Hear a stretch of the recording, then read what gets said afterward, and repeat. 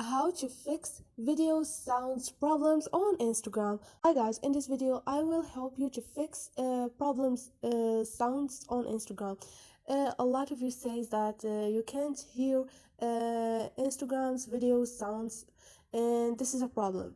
Now, first step you should do is go to your Play Store and search for Instagram, and like you see beside Instagram there is open. If there is open, that's mean everything's fine. If there is update, you need to update your Instagram application. Then if this doesn't work, all you need to do is go to your setting and go to your apps and manage apps and choose Instagram.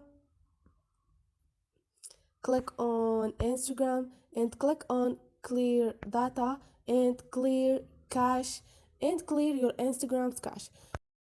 And this is the second thing to do.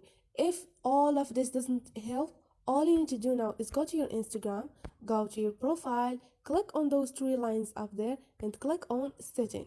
Now click on help and click on report a problem.